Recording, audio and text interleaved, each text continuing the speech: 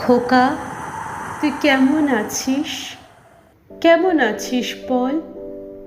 আমার জ্বরটা সেরেছে রে, শরীরটা দুর্বল। আমার জন্য ভাবিস না রে, আমি ভালোই আছি। তোর বাবাও চলে গেছেন, আমি গেলেই বাঁচি। কতদিন তোর সঙ্গে ফোনে হয় না কোনো কথা, তাই তো তোকে ফোনে পেলে ঠিক থাকে না মাথা। আমায় কবে নিয়ে যাবি? আমার বড্ড লাগে একা। হ্যালো, লাইনটা কেটে গেল নাকি কেটে দিলি খোকা?